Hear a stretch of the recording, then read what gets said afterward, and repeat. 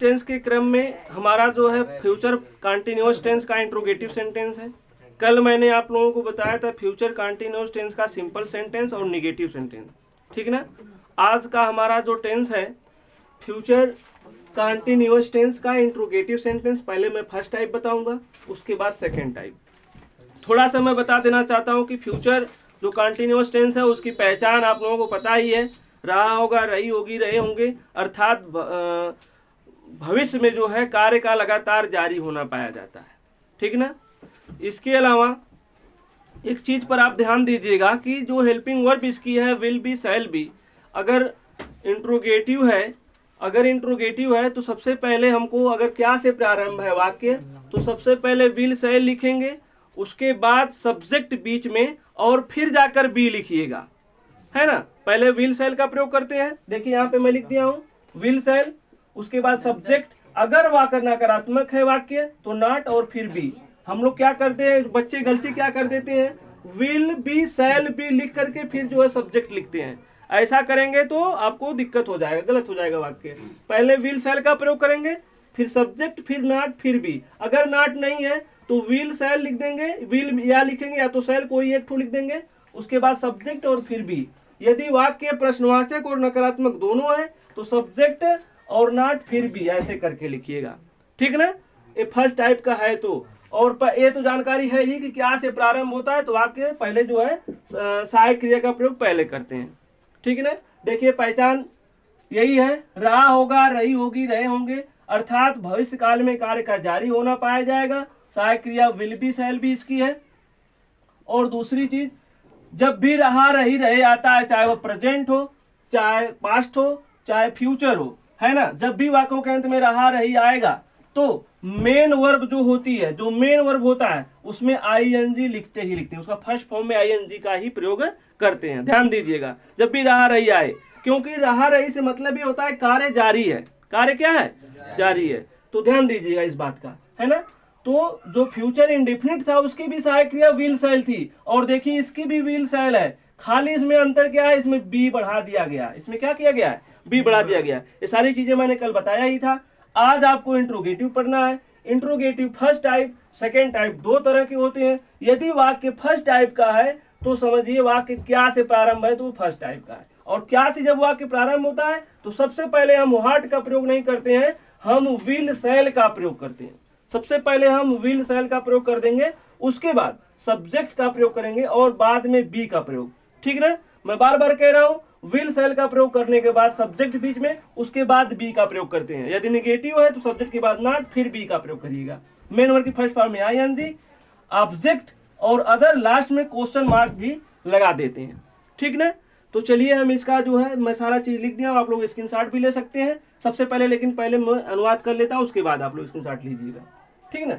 चलते हैं, क्या से वाक्य शुरू है तो जाहिर सी बात है कि पहले विल और शैल लगाएंगे। मैंने आपको बताया है कि यदि वाक्य में आई, यदि मैं और हम आया है, आई और वी, तो शैल का प्रयोग करते हैं उनके साथ, और उनके अलावा कोई भी हो, यू हो, है ना, दे हो, ही हो, सी हो, इट हो, किसी का नाम हो, अन्य सभी कर्ताओं के साथ विल का प्रयोग कर देंगे।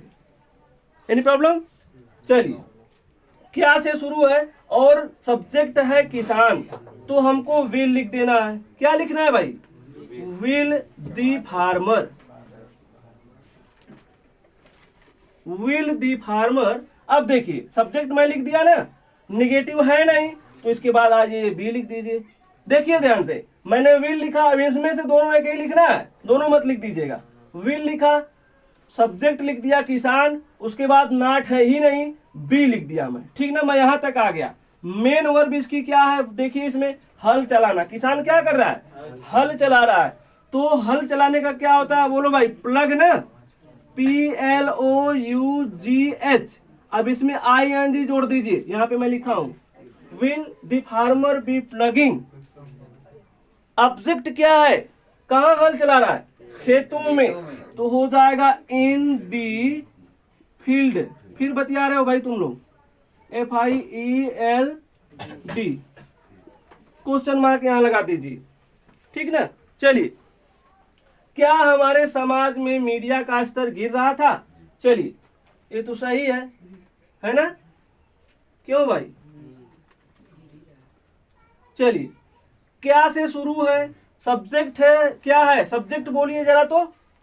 हमारे समाज में है कि मीडिया है सब्जेक्ट, कि स्तर गिर रहा है ऐसे, इसमें सब्जेक्ट क्या है, किसका स्तर गिर रहा है? मीडिया का। तो मीडिया जो है सब्जेक्ट हो जाएगा। तो पहले क्या लगा है, तो मीडिया के अनुसार पहले क्या लगा देंगे, विल लगा देंगे। विल लगाएंगे कि नहीं लगाएंगे? विल, फिर मीडिया का स्तर, है ना, ऐसे करेंगे तो क्या हो जाएगा, status. Will the, STATUS, will the status be, subject के बाद बी लगाना है ना। विल दी स्टेटस बी, गिरना, स्तर गिरना का मतलब क्या होता है बताइए? डिक्रीज होना, है ना, घटना। बात समझ में आ रहा है जी? तो हो जाएगा डिक्रीज, DECREASEING, डिक्रीजिंग। स्पेलिंग देख लेना भाई। Will the status be decreasing, है ना।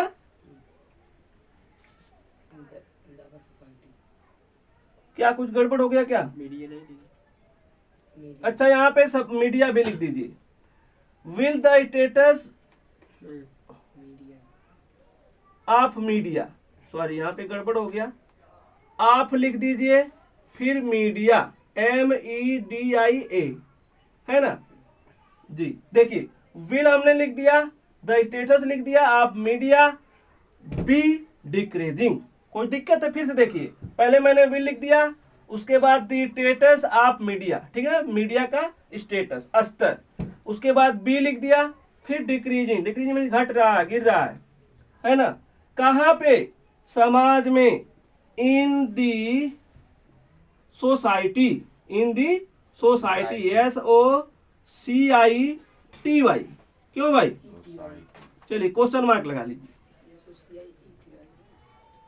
सोसाइटी, ठीक ना। चलिए आगे चलते हैं। क्या विक्रेता फल बेच रहा था? क्या विक्रेता फल बेच रहा था? तो फिर से हम जो है विक्रेता के लिए विल लगा देंगे कि शैल लगा दे भाई? क्या लगेगा? विल लगेगा, सो मत, ठीक ना। उसके बाद विक्रेता, विक्रेता का अंग्रेजी क्या होती है? सेल, सेल मीन्स बेचना, सेलर माने विक्रेता, तो सेलर हो जाएगा SELLER। विल दी सेलर, है ना, बी बेचना, तो क्या हो जाएगा? Selling. Will seller be selling the fruit, FRUIT, क्यों भाई? फ्रूट्स या फ्रूट। चलिए, कोई दिक्कत किसी को? पहले मैंने सब ए लिख दिया विल, सब्जेक्ट लिख दिया सेलर, फिर बी लिख दिया, फिर मुख्य क्रिया फर्स्ट फॉर्म ING, फिर ऑब्जेक्ट। आगे चले। क्या बच्चे बड़ों का सम्मान नहीं कर रहे थे? तो यहां क्या लिख दिया जाएगा? विल ना। विल दी चिल्ड्रेन, CHILDREN, यही ना भाई? विल दी चिल्ड्रेन बी, सम्मान मतलब रिस्पेक्ट या ऑनर, ठीक ना, RESPECT। Will the children be respect to the, बड़ों का ELDERS, एल्डर्स। अच्छा, यहाँ पे ING भी लगा दीजिए, रिस्पेक्टिंग, है ना। वैसे रेस्पेक्ट क्या चीज? अच्छा, क्या बच्चे बड़ों का सम्मान नहीं कर रहे होंगे? जी सॉरी, इसको आप लोग जो है रहे होंगे बना लीजिए, होंगे, सब में वही है क्या? अच्छा, गड़बड़ हो गया यार ये तो। ए पास्ट कंटिन्यूअस टेंस का वाक्य हो गया है। आप लोग यहाँ पे खेतों में हल चला रहे होंगे बना लीजिए, होंगे। ये लिखने में गड़बड़ी हो गई भाई। गिर रहा होगा, अब सही है? ये लिखने में जो है गड़बड़ी हो गई है, ठीक ना। बहुत बहुत धन्यवाद। यहाँ पे सभी लोग बना लीजिए भाई, जो लोग वीडियो देख रहे हैं वो भी, जो नहीं देख रहे हैं वो भी बना लेंगे अपने मन में। बेच रहा होगा, ठीक ना, रहे होंगे। अब सही है?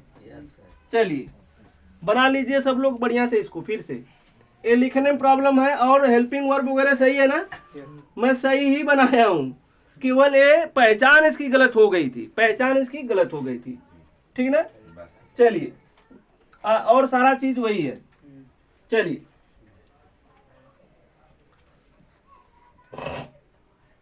तो ये मैं सारे सेंटेंस का जो है कर दिया हूँ, वाक्य है ना, बना दिया हूँ सेंटेंस।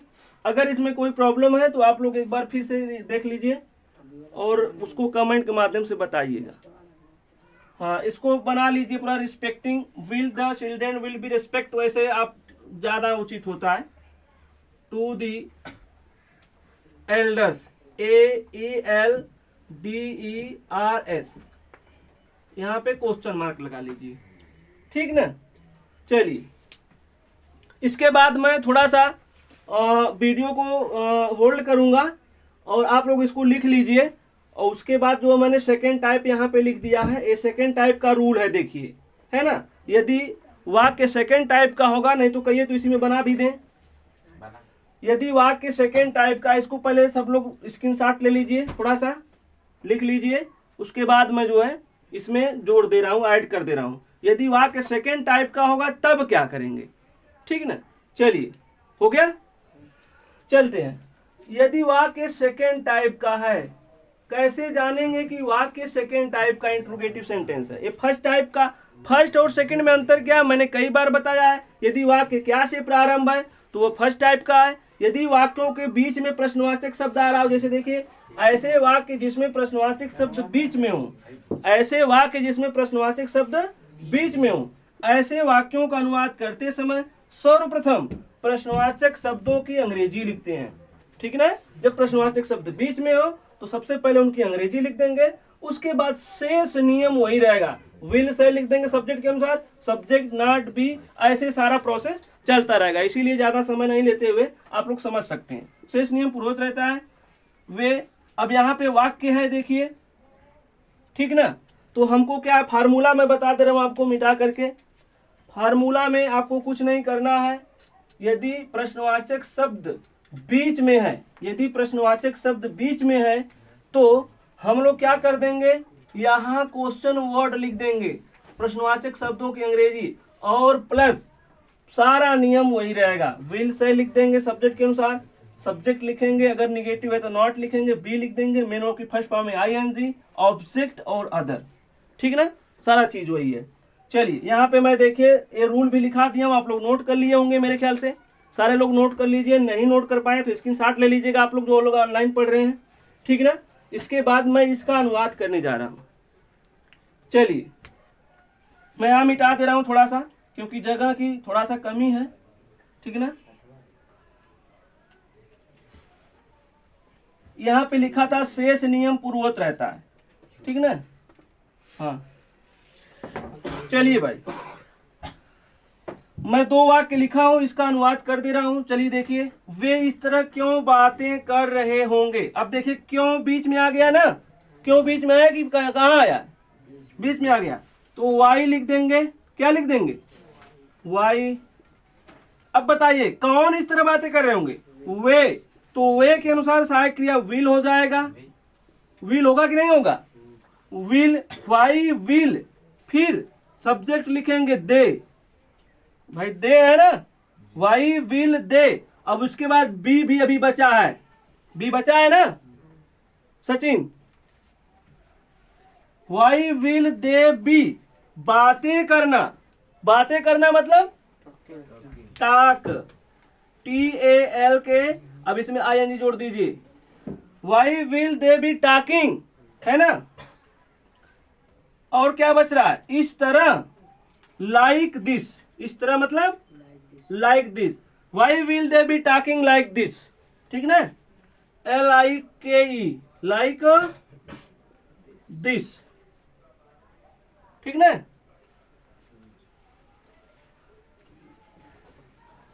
आगे चले, चलिए। क्यों लगा इसमें भी, कोई दूसरा बोल दिया करो यार वाक्य, हम तो पक ही जाते हैं वाई वाई को लेकर के। वाई हो गया, उसके बाद विल हो गया, विल हुआ ना। सब्जेक्ट क्या है, वह लड़की। कौन लड़की, वह लड़की, ठीक ना, जानते हो। वाई विल दैट गर्ल, अगर यह लड़की रहता तो दिस गर्ल, वह लड़की दैट गर्ल। बी, सब्जेक्ट के बाद बी लिखेंगे, why will that girl be, ठीक ना। अब देखिए एक तो गड़बड़ हो गया, नहीं भी तो है इसमें ना, तो पहले सब्जेक्ट के बाद नॉट लिखेंगे, उसके बाद बी लिखेंगे। Why will that girl not be, क्या क्या नहीं कर रही होगी, गीत नहीं गा रही होगी। Why will that girl not be singing, sing में ING जोड़ दीजिए, क्या लिखा राजी, यस ING, थोड़ा सा हम डिस्टर्बिंग हुए, सिंगिंग है ना, अ सॉन्ग।